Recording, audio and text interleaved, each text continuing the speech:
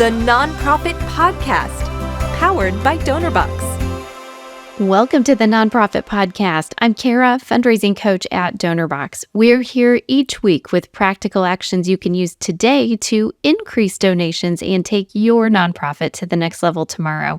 And today we are here with a big dose of gratitude.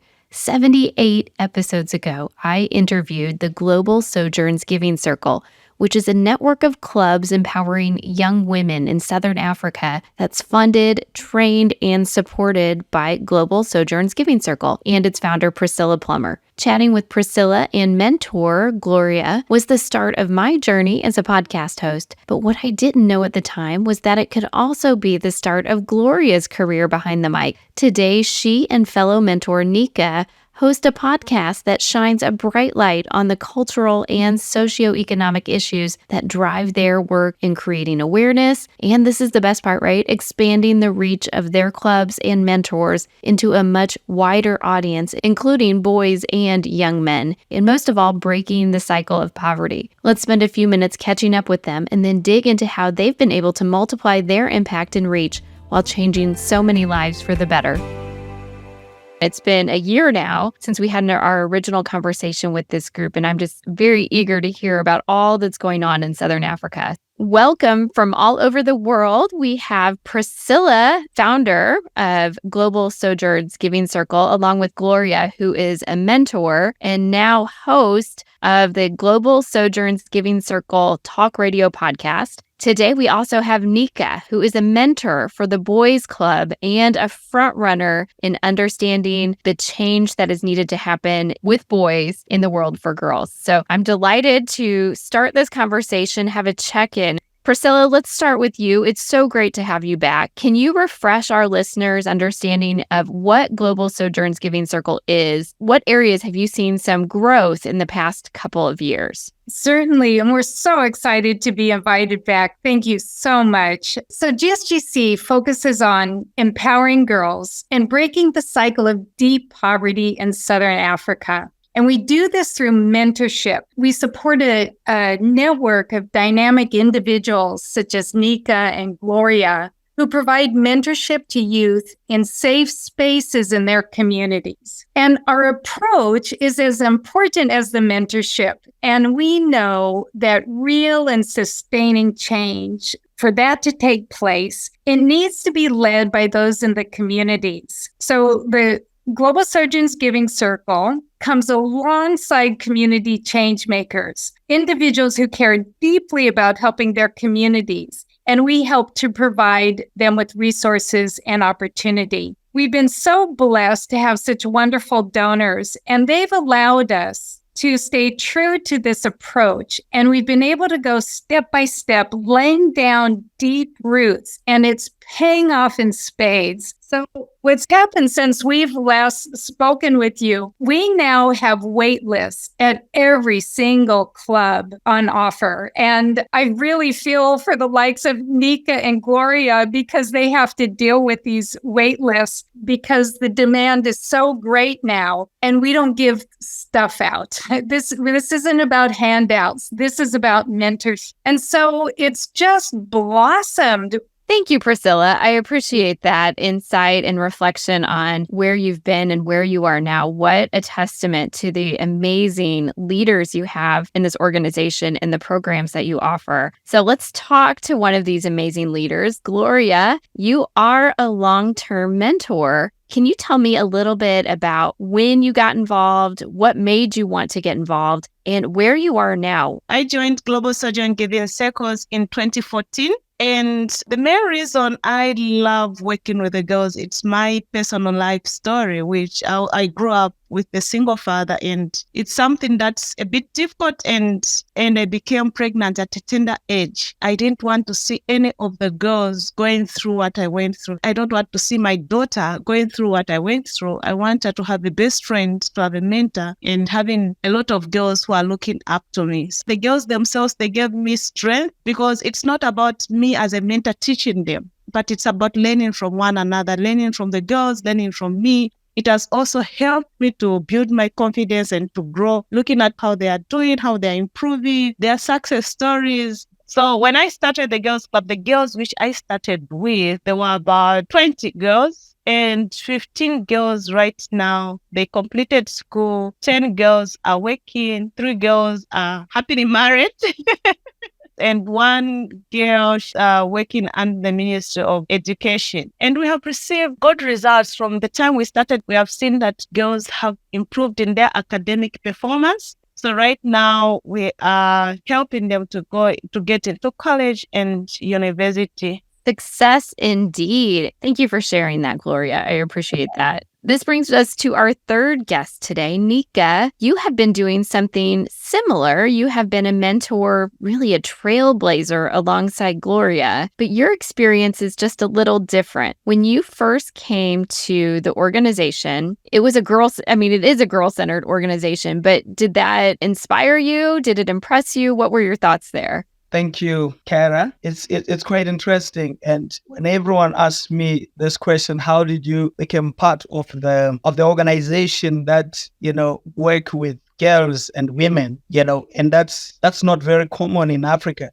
Working with Global Sojourns Giving Circle, advocating for girl empowerment. Women empowerment or girl empowerment was defined to me as basically, a movement that is seeking an advocate for human rights. It has nothing to do with men being belittled or what. It was basically just a human right to say women or females are also a human being, and we just need an equal opportunity. And to me, I didn't hear what I was told by, my mentors in our own African society. And also the other thing, their quest was actually to break the cycle of poverty. How, when women were not empowered, it actually increased the cycle of poverty in our community. And I think something needs to be done in our communities in order for us to live in healthy communities and also for families to have a better standard of living. So that was the turning point. And that is what changed me. I became involved and I started digging deeper. What is this women empowerment? What is gender equality? What is gender equity? I started researching, but something was in me. I need to find more on this. Yeah. Well, change happens when you step outside of your comfort zone, and that's exactly what happened. Can you tell me a story about how you've been able to use that experience to bring some boys in to the clubs and help them understand what you've just learned?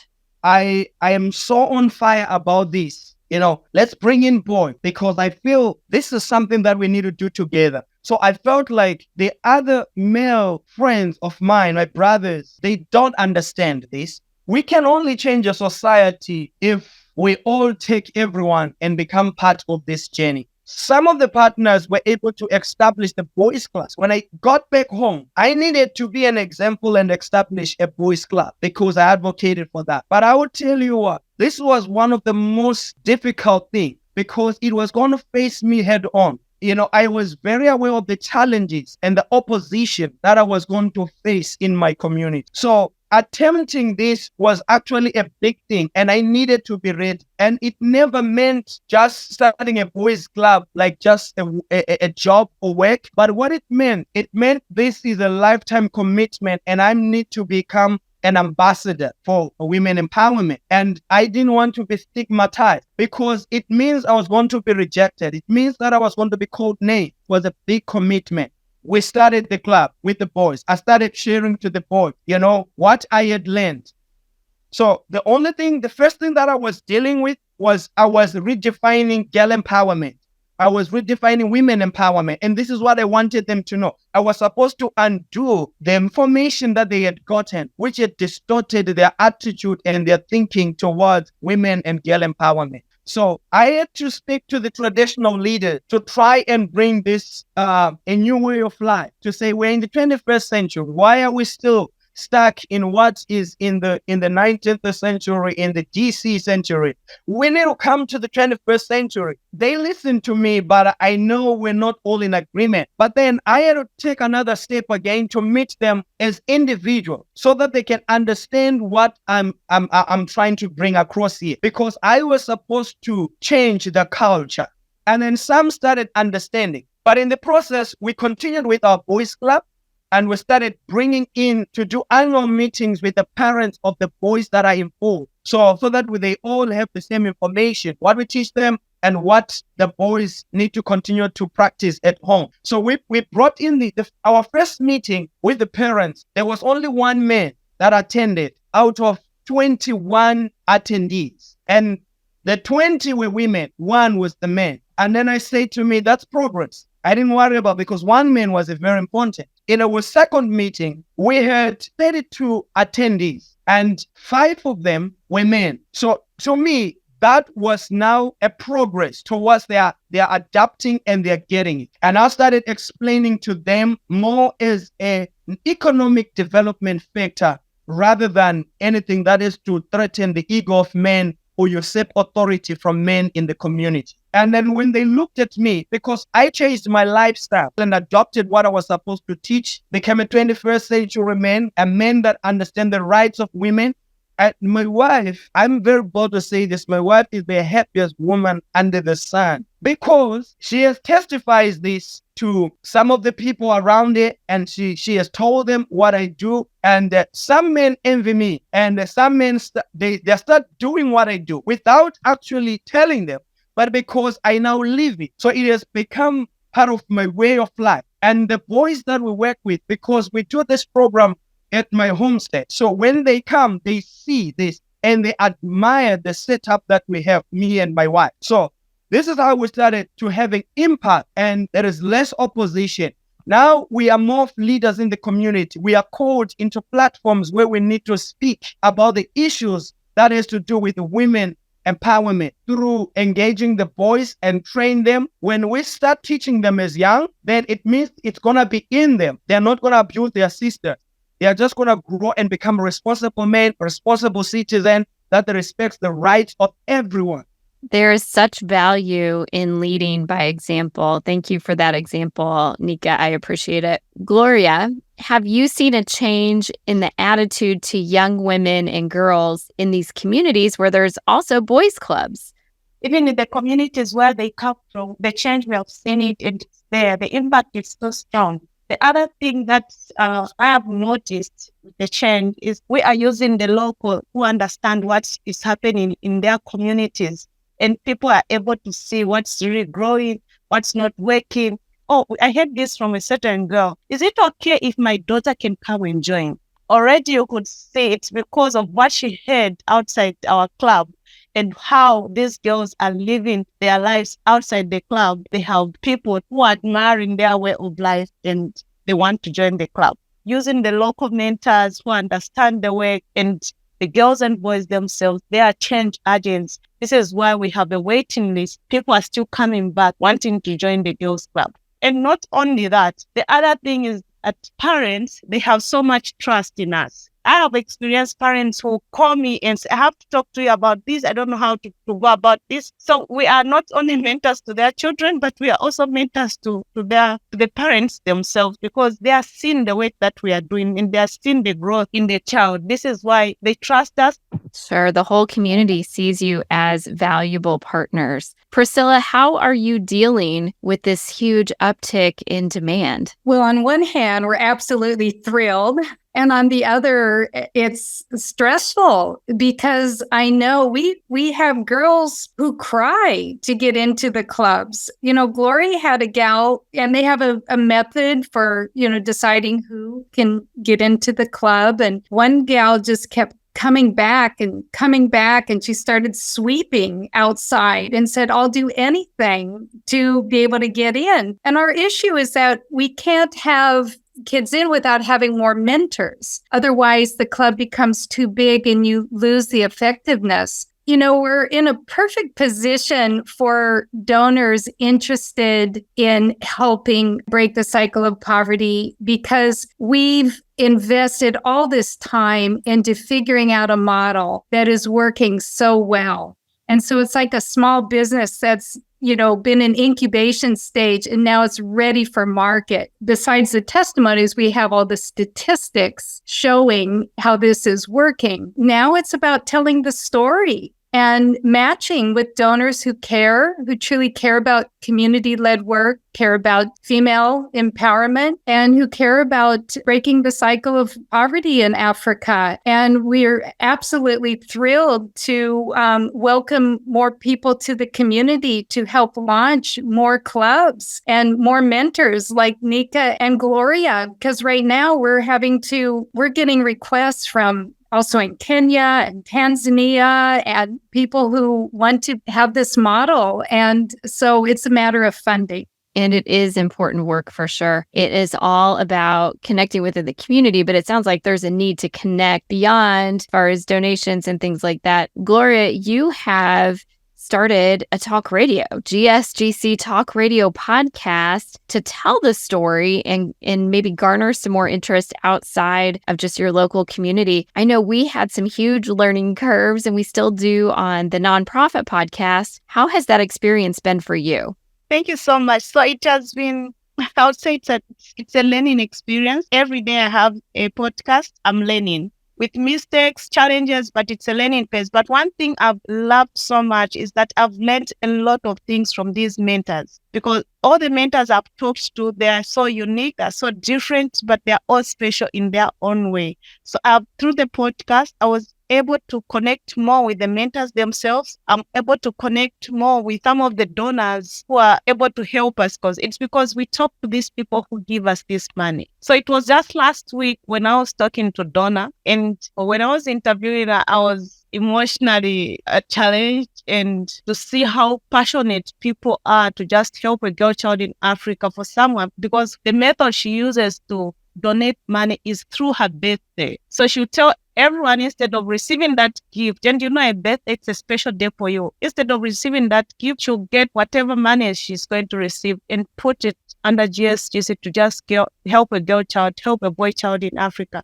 To me, that was so touching to just hear her views on how she helps. And she has been with the Global Sojourns Giving Circle for almost 10 years now. So talking to these mentors, talking to the donors themselves, talking to the volunteers who are helping to raise some funds, it's making me have more confidence and wanting to just get to learn more about them. Learning a lot of things from the podcast, and I just want our radio talk show to grow. I also had an opportunity to talk to some of the girls, the alumni from different clubs. So I talked to an alumni from our club, the Believe Foundation, and also talked to an alumni from Rise and Shine Zimbabwe. And I'm yet to talk to another alumni from Sisonke Boys Club. In all these alumni, they're different countries. But one thing that is unique about them, that we are able to see that we are breaking the circle of poverty. The one from Sisonke is working as a chef, and he started his work from the Boys Club. The other one, who is at the university from Zimbabwe, she's also doing fine. The one from Zambia, she's working as a teacher. So we are able to see that truly we are breaking the circle of poverty. So much joy to see that we are truly breaking the circle of poverty. Sometimes you can work and you feel like you're not doing much until you see your results. So until you see your alumni and you start thinking about them when they join the girls' club, different girls, different boys. But when we see the end result and we are saying, wow, truly we are breaking the circle of poverty. So thank you. Well, that is truly inspiring. You have a global platform to share your success stories and share the impact of the life change that happens because of the Global Sojourns Giving Circle. That is very inspiring indeed. In gratitude, we are so grateful for our donors. And as Gloria was talking about, we're a community, a family. We also feel that with donors. And we want donors to feel connected to this work, and that is and the people, and that they are seen. At the core of our work is I see you, I hear you, I believe in you. And that goes around in the community. We all need one another. And so it's with real gratitude to our donors and you guys being part of the community and creating those tools that help us connect with our donors and to thank them. Well, thank you all for all you're doing in this world and the change that you're making. It truly is making a difference. And I know that those small ripples are going to have a huge effect. It has truly been my delight having you all here today. Thank you. And thank you, our listeners, for choosing to spend your time today with the Nonprofit Podcast. I hope you've left with the confidence to take a small step today that will make a big difference tomorrow. Be sure to click the download button on your podcast player, then leave the Nonprofit Podcast a review or give it a thumbs up if you're listening to the Nonprofit Podcast on YouTube. Your review really is a great way to help others find us. You're here to help others. We're here to help you. So until next time, stay inspired. That warm feeling when you help someone, it's not just happiness, it's fulfillment. And we believe it should be available to everyone, from frontline heroes to first-time fundraisers. Our tools empower you to help others. This is our mission. This is Donorbox, helping you help others.